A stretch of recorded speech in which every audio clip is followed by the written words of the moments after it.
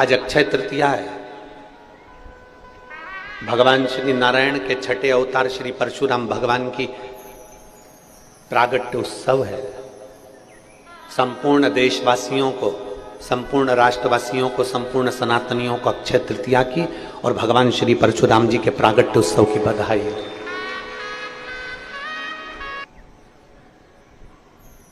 हमने पहले एक कथा में कहा था, आप लोगों के स्मरण में है कि नहीं हमें नहीं मालूम। परतवाड़ा की मेरी जीजियां अगर रोज कथा सुनती होंगी तो उनके स्मरण में होगा। हमने कहा था पत्रिका, जन्म पत्रिका बदल कर देख ली, वास्तु वाले से पूछकर घर बदल कर देख लिया, दुकान बदल कर देख ली, कपड़े बदल कर देख लिए, अंगूठियां बदल कर देख ली, कलर बदल कर देख लिया, सोने वाला कमरा बदल कर देख लिया, जिस कमरे में सोते हो पलंग पर सोने की दिशा बदल कर देख ली, और तो भी तुम्हारे ग्रह अगर नहीं सुधरे तो फिर एक बार अपने आप को बदलने का प्रयास करना, महादेव कृपा कर दो। अब आजकल की बहुएं पति के साथ में आती हैं कार में, इसलिए उनका अहंकार कमी नहीं होता, इसलिए उनका अहंकार कम नहीं होता। मेरी माता पार्वती जी आई थी धर्म पर चढ़कर, मेरी माता पार्वती जी आई थी नंदी पर चढ़कर, धर्म की सवारी करी, धर्म पर बैठकर आई अपने पति के साथ, इसलिए धर्म पत्नी कहलाई। और धर्म पत्नी का फर्ज क्या होता है, जरा ध्यान से सुनिएगा शिव महापुराण के इस संवाद को। धर्म पत्नी का फर्ज क्या होता है। माता सती शंकर भगवान के साथ में कथा सुनने गई, उसका मन नहीं लगा माता सती का और जलकर भस्म हो गई। धर्म पत्नी का फर्ज क्या होता है। धर्म पत्नी उसको, पत्नी और धर्म पत्नी, पत्नी उसको कहते हैं जो पति को पतन के रास्ते पर ले जाए, पत्नी उसको कहते हैं जो पति को सिनेमा घर ले जाए, पत्नी उसको कहते हैं जो पति को मायके ले जाए, पत्नी उसको कहते हैं जो पति को मॉल घुमाने ले जाए, पत्नी उसको कहते हैं जो पति को अमरावती शॉपिंग कराने ले जाए, पत्नी उसको कहते हैं जो पति को केवल कहीं ना कहीं घुमाने फिराने ले जाए, और धर्म पत्नी उसको कहते हैं जो परतवाड़ा की शिव महापुराण में अपने पति को लेकर आ जाए।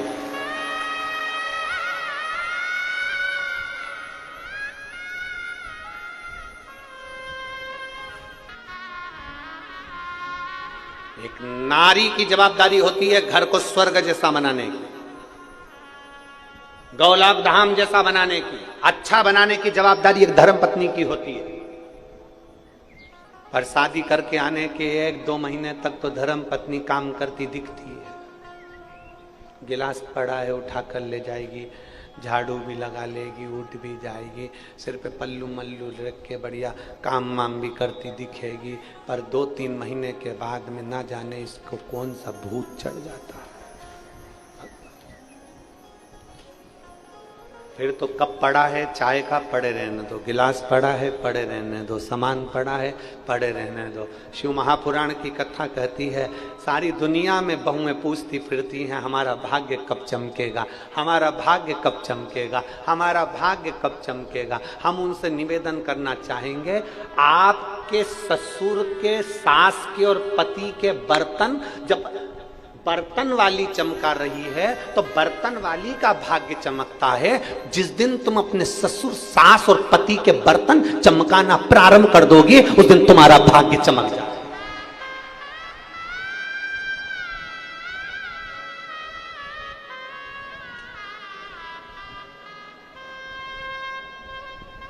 बर्तन कौन चमका रहा है तुम्हारे घर के अंदर? तुम तो बढ़िया आराम से मोबाइल। कथा में गई थी, सेल्फी ली थी, मेरा अच्छा नहीं आया। बाजू वाली से कहा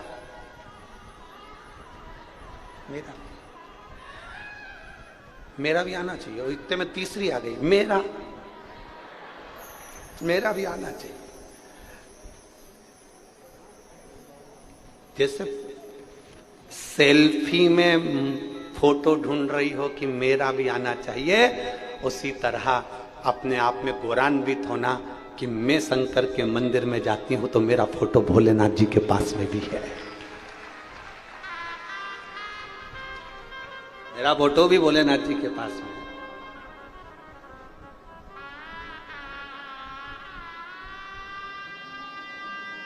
वो ना जाने कौन सा एक गाना था, तेरा फोटो में सीने से चिपका के,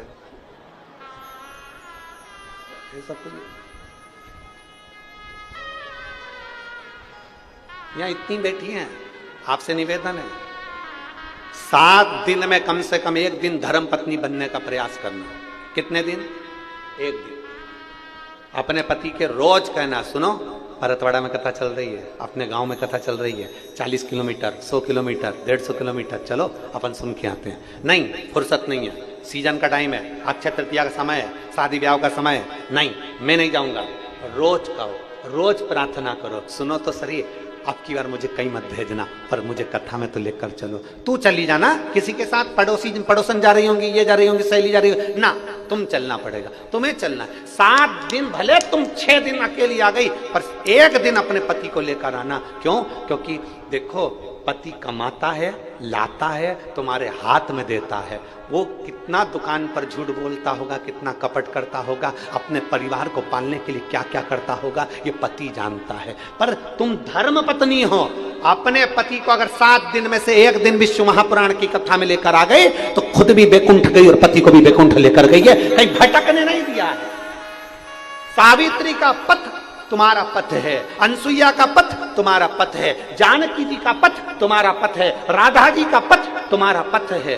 वो पथ तुम्हारा छूटना नहीं चाहिए। मैं नहीं जाऊंगा, तू चली जा, मैं टीवी पर सुन लूंगा। टीवी पे तो रोज ही सुनते हैं, अपने नगर में आई है, पास में हो रही है, चलो तो, चलो तो।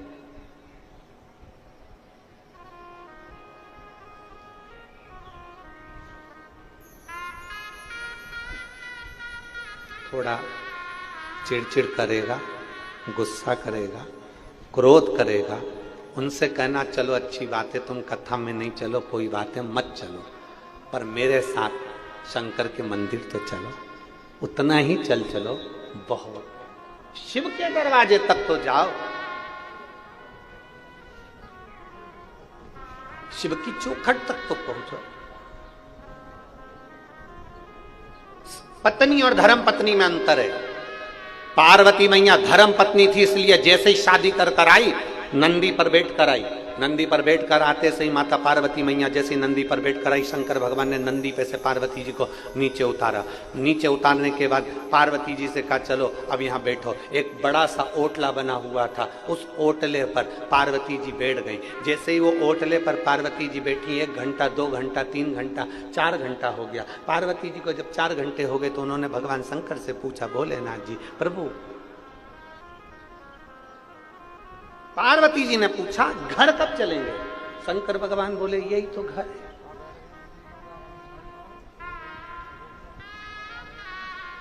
यही तो घर है। पार्वती जी बोलती हैं ये तो सारा वीराना पड़ा हुआ है, ये सारा वीराना शमशान जैसा दिखता है, शमशान, ये सारा वीरान पड़ा हुआ है। मेरे भोले बाबा कहते हैं पार्वती सुन, धर्म पत्नी का लक्षण होता है, एक श्रेष्ठ नारी का लक्षण होता है, अपना पति का घर कैसा भी होना, वो वीराना भी होना, तो उसको स्वर्ग जैसा बनाने की जवाबदारी उसकी धर्म पत्नी की होती है। बदली थी, पत्रिका बदली थी, सोने की दिशा बदली थी, मकान बदला था, कमरा बदला था, दुकान बदली थी, सब कुछ बदल कर देख लिया। अब अपने आप को बदलो, अब ऐसा मन बना लो कि अब मैं कहीं नहीं भटकूंगा। मैंने बहुत लोगों से मिल लिया, बहुत लोगों के दरवाजे पर चले गया, बहुत लोगों से बात कर ली, अब मुझे नहीं भटकना। अब मुझे केवल देवाधिदेव महादेव के दरवाजे पर जाकर 1 लोटा जल चढ़ाना है, और उस जल को जब तक चढ़ाता रहूंगा जब तक मेरा महादेव नहीं सुनेगा। कभी तो सुनेगा। कड़प नाम का डाकू मुंह में पानी भरकर शंकर पर पिचकारी चला देता है, मुंह का पानी डाल देता है, और मेरा महादेव प्रकट होकर उसको दर्शन दे जाता है। तो इतना सरल देव और कहां मिलेगा?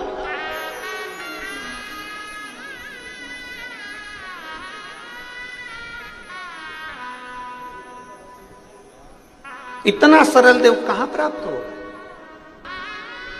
परशुराम भगवान से हमको एक चीज बड़ी विचित्र, बहुत सुंदर चीज सीखना चाहिए कि कैसी भी विषम परिस्थिति आई पर परशुराम भगवान हार नहीं माने।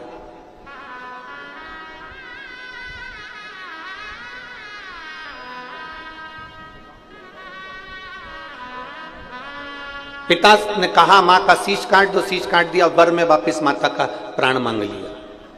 कितनी भी विषम परिस्थिति आई, परशुराम भगवान ने हिम्मत नहीं हारी। क्यों नहीं मानी? आखिर परशुराम भगवान हिम्मत क्यों नहीं हारते? इतने उन्होंने युद्ध लड़े, इतनों को मारा, पछाड़ दिया, पर वो हिम्मत क्यों नहीं हारते? क्योंकि उन्होंने गुरु किसी दूसरे को नहीं बनाया था, परशुराम भगवान ने गुरु देवादिदेव महादेव को बनाया था। परशुराम भगवान के गुरुओं की गिनती में अगर देखेंगे तो कोई गुरु का नाम नहीं आता, परशुराम भगवान की गुरु की गिनती में केवल देवादिदेव महादेव का नाम आता, भगवान शंकर का नाम आता।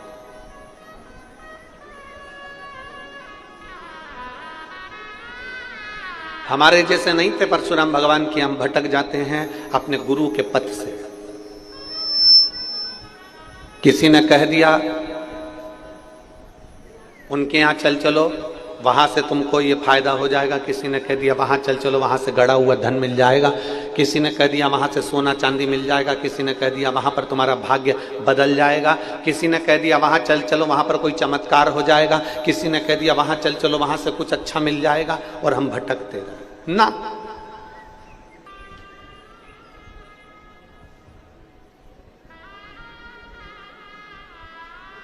वो कहते हैं ना, आम है आज भी तेरे जलवे, आम है आज भी तेरे जलवे, पर कोई देख सकता नहीं। आम है आज भी तेरे जलवे, पर कोई देख सकता नहीं। सबकी आंखों पर पर्दा पड़ा है, तेरे चेहरे पर कोई पर्दा नहीं। तेरे चेहरे पर कोई, और शंकर के भक्त के बीच में कोई पर्दा नहीं होता। भक्त और भगवान के बीच में कोई पर्दा नहीं होता। भक्त और भगवान के बीच में कोई पर्दा नहीं, कोई पर्दा।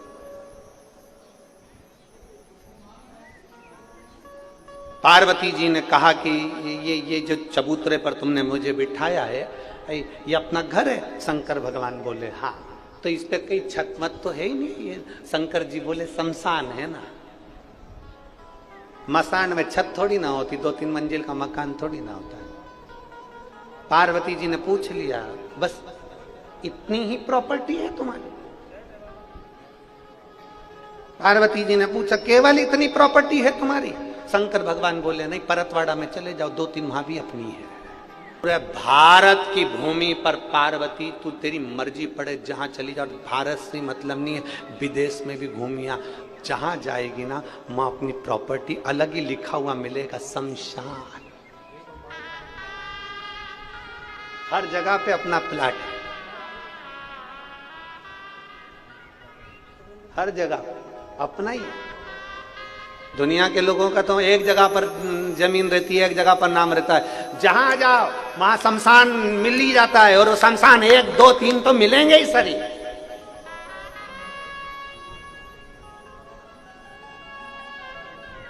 हर जगह अपनी प्रॉपर्टी है। तो पार्वती जी ने तुरंत देवादिदेव महादेव से कहा, भोले बाबा आप ये बताएं कि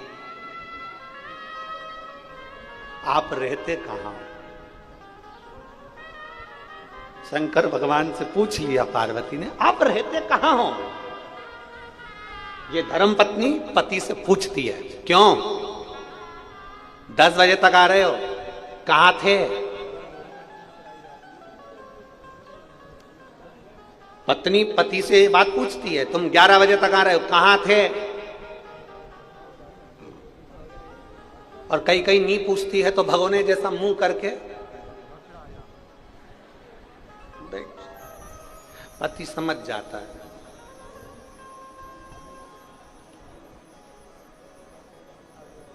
पति को समझ में आ गया, आज सप्तश्रृंगी माता परतवाड़ा में आई है। पति को समझ में। पार्वती जी ने पूछा, आप रहते कहां हो? आपके रहने का स्थान कौन सा है? रामचरितमानस में संतों के पास में, साधुओं के पास में, सन्यासियों के पास में, तपस्वियों के पास में बैठकर मेरे राम जी भी पूछते हैं मैं कहां रहूं। मेरे राघव जी भी पूछते हैं मैं कहां रहूं, कहां।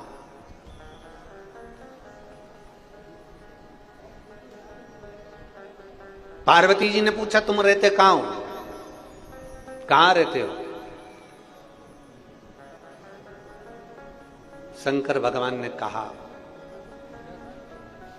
जिसके हृदय में छल नहीं, कपट नहीं, बेईमानी नहीं, प्रपंच नहीं, जिसका हृदय मेरे जैसा, भोले के जैसा जो भोला होता है, शंकर भगवान कहते हैं उसके दिल में मेरा निवास होता है, उसके हृदय में मेरा निवास है। मुझे ढूंढने के लिए कहीं मत जाना। शंकर भगवान की कथा कहती है शिव को ढूंढने के लिए कहीं मत जाओ, कंकर में शंकर है। शंकर भगवान को ढूंढने के लिए कहीं मत जाओ, एक एक पत्ते पत्ते में शिव है। शंकर भगवान को ढूंढने के लिए कहीं मत जाओ, एक एक जीव में शंकर समाया हुआ है, कंकर में शंकर समाया हुआ है, एक एक अणु अणु में शिव है, एक एक तत्व में शिव है। जल में, अग्नि में, भूमि में, मिट्टी में, तुम जिसमें देखोगे सब में शंकर है।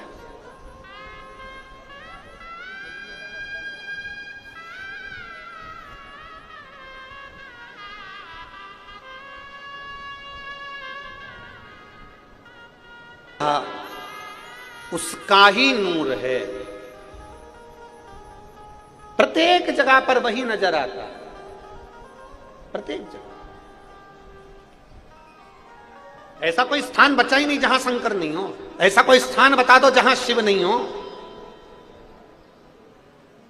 चराचर में, प्रत्येक जीव में, हर जगह पर शंकर है। वो कहते हैं ना, हम जब यहाँ आए थे जायसवाल जी के यहाँ कथा करने के लिए, जब पहुँचे थे 5 तारीख की शाम को, तो हमने जायसवाल जी से एक ही बात कही थी कि ओम प्रकाश जी हो चाहे प्रकाश जी हो, हमने इनसे एक ही बात कही थी, ये कथा करवाने वाला देवाधिदेव महादेव है, बाचने वाला देवाधिदेव महादेव है, और सुनने वाला देवाधिदेव महादेव है। किसी की सामर्थ्यता नहीं है।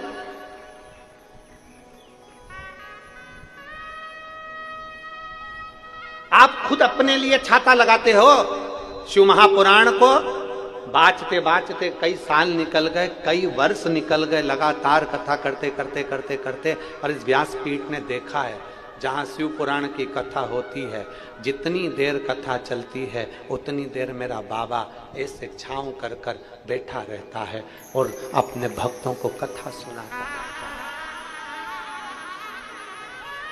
उसके आने का एहसास वो कराता रहता है। कभी पानी गिरेगा, कभी हवा चलेगी, कभी ऐसा, कभी पास में से हवा की तरंग निकल कर जाएगी, कभी ऐसा लगेगा कि कोई इतना सुगंधित हवा हमारे बाजू में से निकल कर गई, उसमें सुगंध आ रही थी। कौन निकल कर गया आप जान नहीं सकोगे। मेरा महादेव हर पल हर घड़ी इस, हम कहते हैं, लोग कहते हैं शिवपुराण कहाँ होती है, हम कहते हैं जिस भूमि पर शिवपुराण होती है उस भूमि को मेरा महादेव कैलाश पर्वत बना देता है, उस स्थान को कैलाश बना देता है।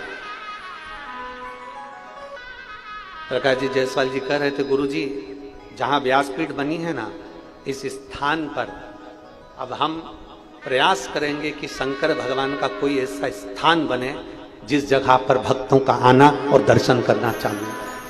मैं साधुवाद देता हूं प्रकाश जी आपको, बहुत बहुत साधुवाद।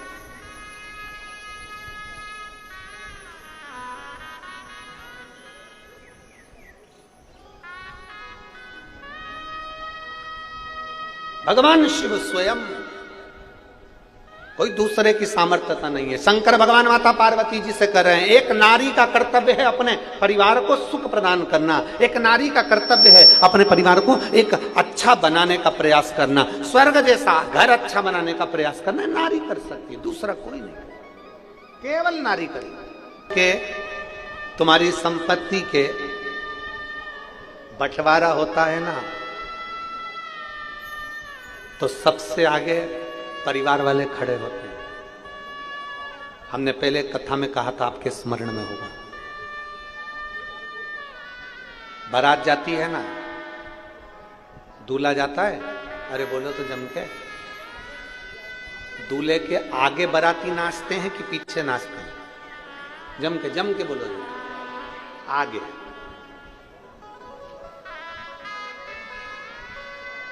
सुख में परिवार वाले, संपत्ति में परिवार वाले सबसे आगे होते हैं। और जब कोई मरता है ना, मुर्दे को लेकर जाते हैं, तो सब आगे चलते हैं कि पीछे? पीछे। ये दुनिया की रीत है। सुख है तुम्हारे पास में, सब आगे रहेंगे, अरे भैया जी, अरे काका जी, अरे नाना जी, अरे दादाजी, अरे मामा जी, अरे फूफा जी। सुख है तुम्हारे पास में, संपदा है तुम्हारे पास में, सब तुम्हारे आगे होंगे। और जैसे ही तुम्हारे को दुख पड़ गया, तकलीफ आ गई, कष्ट आ गया, सब पीछे, कोई आगे ना। संपदा के बंटवारे होंगे, सबसे आगे परिवार वाले होंगे। सुख के बंटवारे होंगे, सबसे आगे परिवार वाले होंगे। जैसे ही दुख पड़ेगा, उस दुख में परिवार वाले आगे नहीं होंगे। उस दुख में जो तुमने शंकर जी को एक लोटा जल चढ़ाया है, तुमने जो शिव महापुराण की कथा सुनी है, वो महादेव तुम्हारे साथ में होगा,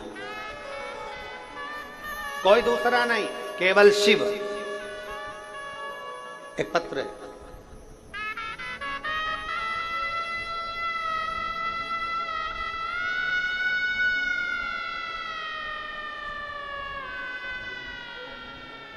नीलेश कृष्णराव तिखिले, मैं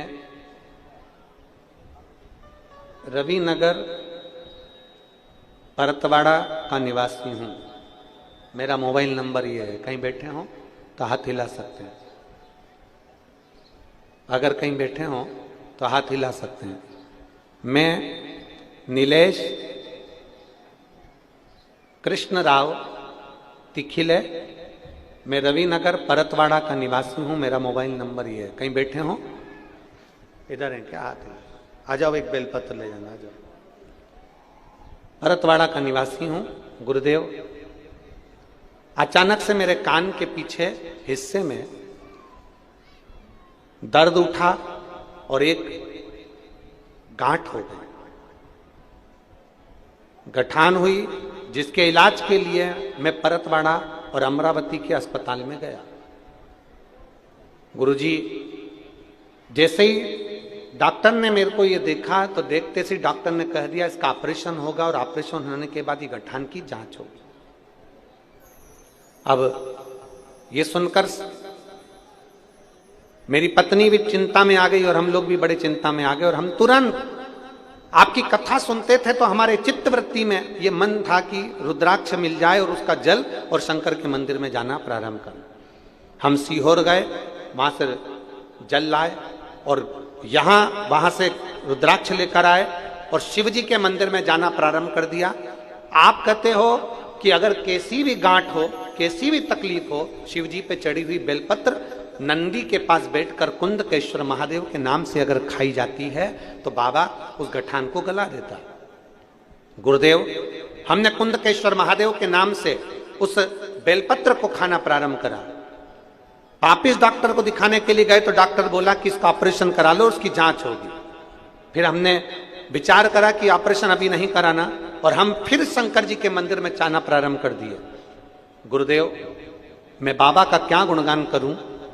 रुद्राक्ष का जल और बाबा के चरणों की एक बेलपत्र कुंदकेश्वर महादेव के नाम से जब खाना चालू करी, और उसके बाद में हमने बाबा से विनती करी, बाबा कुछ भी करो, ऑपरेशन नहीं होना चाहिए।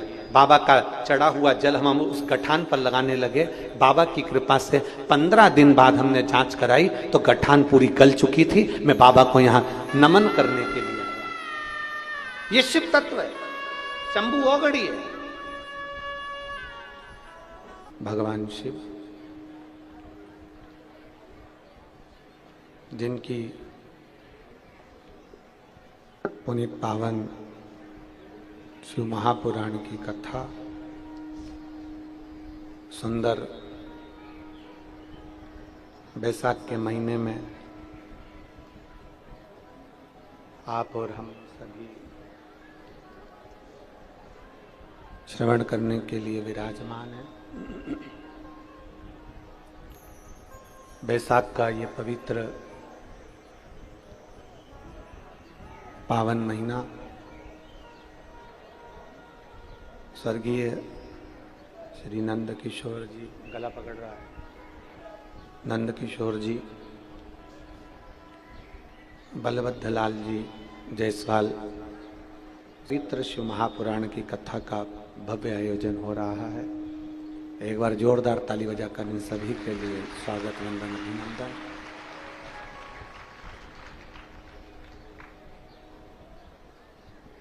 भगवान देवादिदेव महादेव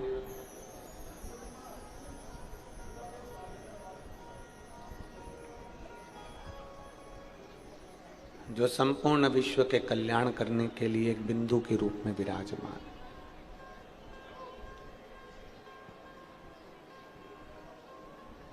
एक छोटी सी बिंदु से ही ये संपूर्ण सृष्टि का क्रम प्रारंभ हुआ है।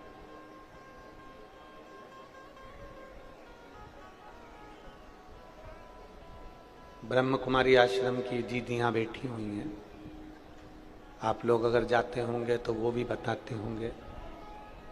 और वो बिंदु ही संपूर्ण ब्रह्मांड का रचना करता है। जैसे कल आपको कथा में परसों की वर्णन करा था कि भगवान की देवादिदेव महादेव ने ही नारायण की रचना करी है, देवादिदेव महादेव ने ही ब्रह्मा जी की रचना करी है। और जितना अपनी इन नेत्रों से हम देखते हैं, ये सारी रचना उस देवादिदेव महादेव की है।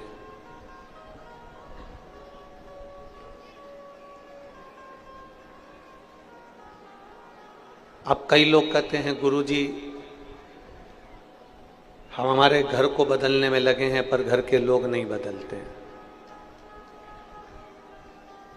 कोई कहता है हम हमारी समाज को बदलने में लगे हैं, हमारी समाज नहीं बदलती है।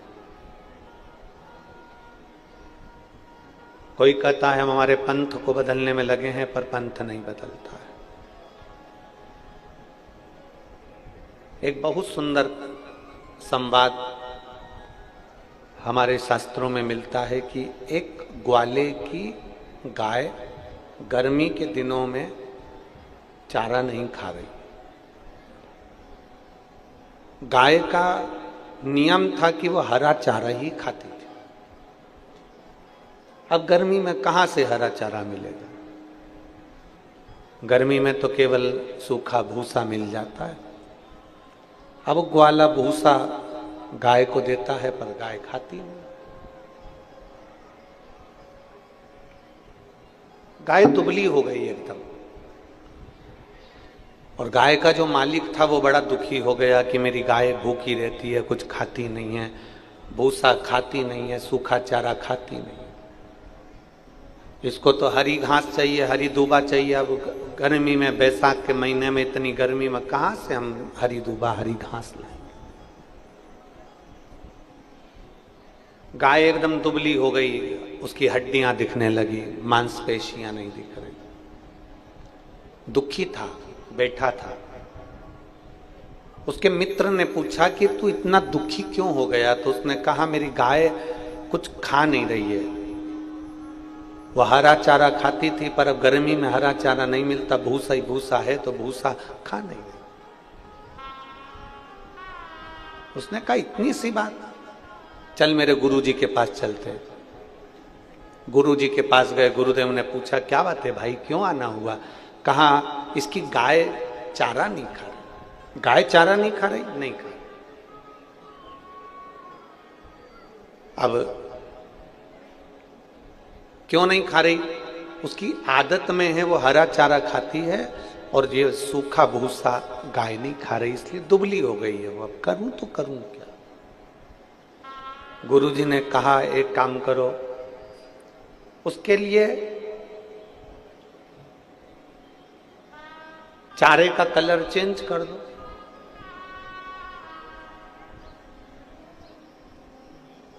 व्यक्ति ने कहा इतने सारे चारे का कलर कैसे बदलूंगा मैं? गुरुजी ने कहा चारे का कलर चेंज करने के लिए चारे में कलर डालने की जरूरत नहीं है।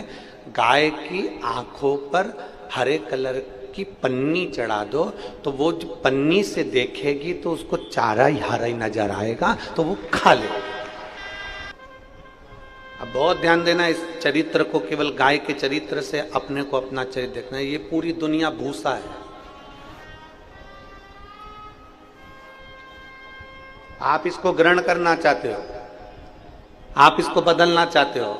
मैं अपने भाई को बदल लूँ, मैं अपनी मम्मी को बदलूँ, मैं अपने पापा को बदलूँ, मैं उनका रहने का तरीका बदलूँ, मैं अपने घर को बदलूँ, मैं अपने काका को बदलूँ, मैं अपनी ताऊ को बदलूँ, मैं अपने मामा को बदलूँ, मैं अपनी बुआ को बदलूँ। सारी दुनिया दूसरे को बदलने में लगी है। शिव महापुराण की कथा कहती है किसी को मत बदलो, ये भूसा भूसा ही रहेगा, दुनिया ऐसी ही रहेगी, बस अपनी आंखों पर शिव पुराण का चश्मा चढ़ा लो।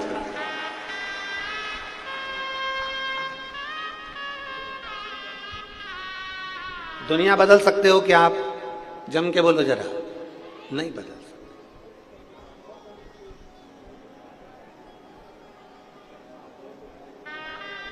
सारी दुनिया चिल्ला रही है सनातन धर्म को बचा लो रे, सनातन धर्म को बचा लो रे, सनातन धर्म को बचा लो रे। उसके बाद भी लोग सनातन धर्म पर उंगली उठाते हैं और सनातन धर्म को गालियां देते हैं, अपने अपन को गालियां देते हैं, तो फिर कैसे बचे?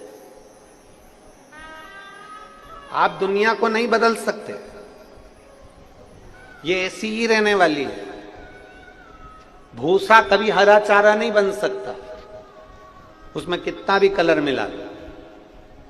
चतुरता गुरु से सीखो। गुरु जी ने कहा गाय के ऊपर हरे कलर की उसकी आंखों पर पन्नी चढ़ा दो तो उसको चारा हरा दिखने लगेगा। उसी तरह अपने को, दुनिया को नहीं बदलना, अपन अपनी आंखों पर भगवान के नाम का ऐसा चश्मा चढ़ाओ जिससे हर एक में शिव नजर आना प्रारंभ हो जाए, हर एक में परमात्मा नजर आना प्रारंभ हो जाए। हम अपनी दृष्टि से कभी कुछ गलत देखे ही ना। जिस दिन अपनी वाणी से सुबह 4 बजे से लेकर रात्रि को सोते समय तक तुम्हारी अपनी वाणी से तुमने किसी को अपशब्द नहीं कहा, तुम्हारे मुख से निंदा नहीं निकली, तुम्हारे मुख से अपशब्द नहीं निकला, तुम्हारे मुख से किसी की बुराई नहीं निकली, तुम्हारे मुख से किसी के लिए गाली नहीं निकली, तो समझ लेना वो दिन तुम्हारा नहीं था, तुम्हारे पूर्वजों का, तुम्हारे पितरों का, तुम्हारे भगवान का दिन था।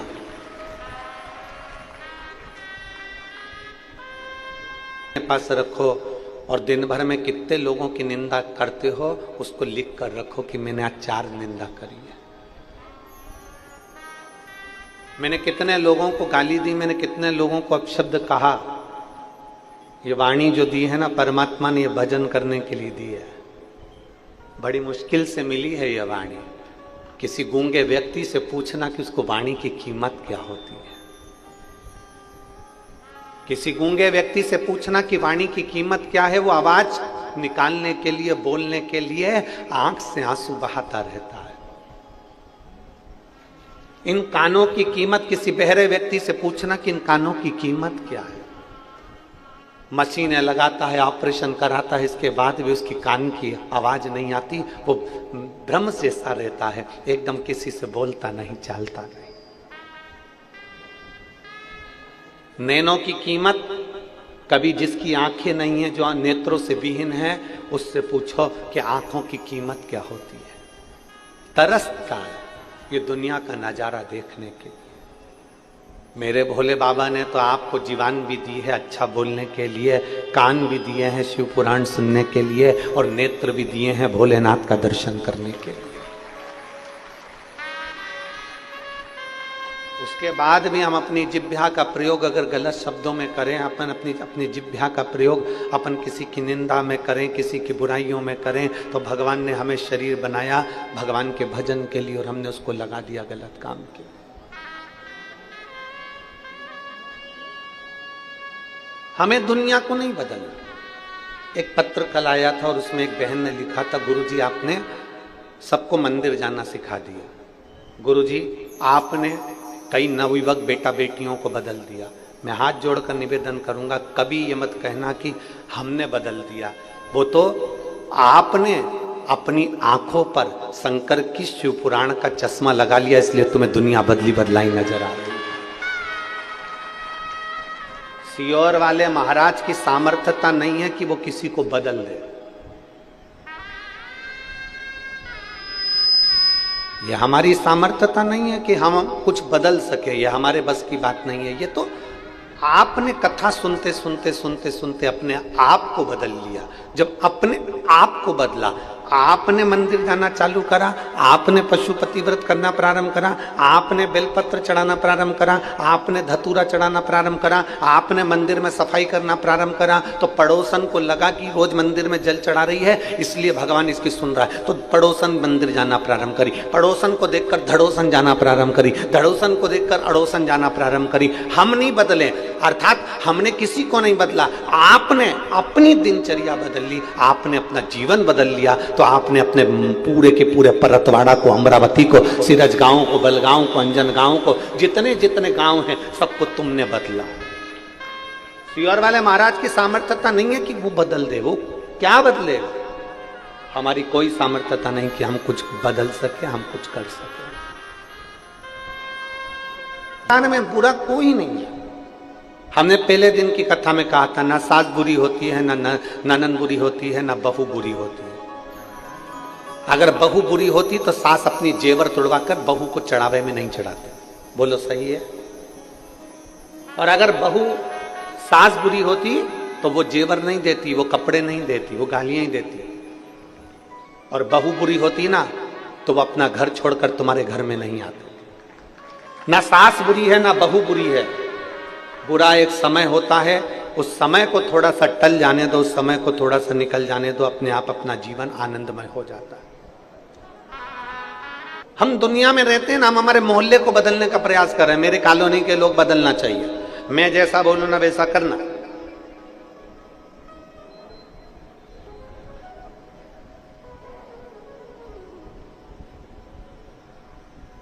घर के लोग नहीं बदल पा रहे हैं तो कॉलोनी के क्या खाक बदलेंगे? अरे बोलो तो जरा जम के, सही है कि गलत?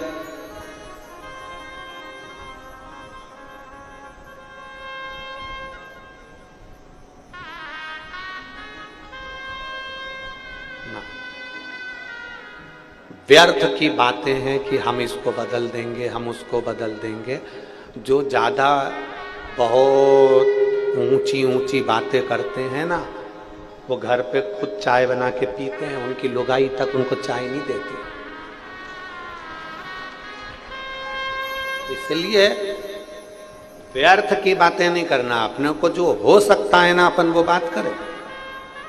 शिव महापुराण कभी व्यर्थ की बात नहीं करती कि बात वो करो जो कर सकते हो। तुम तुम्हारी पड़ोसन को बदल सकते हो क्या? यहाँ इतनी जीजी बैठी है, ईमानदारी से बोल दो, पड़ोसन बदल सकते हो? तुम तुम्हारी बहू को बदल सकती हो क्या? बहू से रोज कहती हो मंदिर जाया कर, सुबह जल्दी उठाकर, 4 बजे उठाकर, ऐसा करा कर, झाड़ू लगा लिया कर, चाय बनाया कर, तो हाथ पैर धोकर बढ़िया स्नान कर कर चाय बनाया कर, और तू ऐसा करा कर। बोलो ईमानदारी की बात, तुम्हारा बाल धोला हो गया पर वो नहीं सुधरी। और बहुएं सास को सुधारने में लगी हैं। मम्मी तुम देखो 4 लोगों में बात होती है ना तो तुम ऐसे बात करा करो। मम्मी तुम देखो कितना फैला के रखती हो। मम्मी तुम ऐसे रहा करो ना। मम्मी तुम ऐसा करा करो ना। ईमानदारी से बोलो, उसने पूरे बाल सफेद कर लिए, नहीं सुधरी तो अब कहीं सुधरे?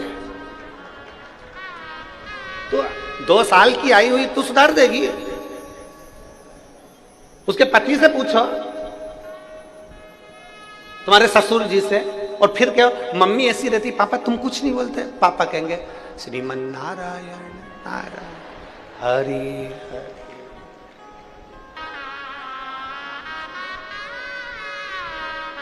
ससुर भी कह देंगे बहू घर में रहना है तो भजन कर ले पड़ी पड़ी, कुछ मत। ससुर भी कह देंगे बेटा मेरे इतने बाल उड़ गए रही, सब चलेगा। क्या वो हम किसको बदलना चाहते हैं? मेरा सासू माओं से निवेदन है, आप बहू को बदलने का प्रयास मत करो, और बहुओं से निवेदन है तुम सास को बदलने का प्रयास मत करो। एक काम आज अक्षय तृतीया से कर लो, हम अपने आप को बदलेंगे, हमें दूसरे से मत। और तुम तुम बदल कर देखो फिर मजा आएगा, तुम बदल कर देखो फिर जिंदगी जीने का एक आनंद आएगा, तुम बदल कर देखो अपने आप को। और जिस दिन तुमने अपने आप को बदल लिया उस दिन जीवन का आनंद है। और पर करें तो करें क्या महाराज, हम सबको बदलना चाहते हैं पर अपने आप को हम कभी बदलना नहीं चाहते। जब हम अपने आप को नहीं बदल सकते तो दुनिया कैसे बदलेगी। गायत्री परिवार वाले कहते हैं हम सुधरेंगे जब शंकर भगवान के साथ में माता पार्वती जी जब कैलाश पर आई तो शेर पर बैठकर पार्वती जी अलग आई और शंकर भगवान नंदी पर बैठकर अलग आए थे क्या? जम के बोलो जरा। नहीं, शंकर और पार्वती काय पे बैठ के आए थे विदाई के समय पे? बोलो बोलो जम के। नंदी पर। शिव जी ने पार्वती जी का हाथ पकड़ा और नंदी पर बिठाया।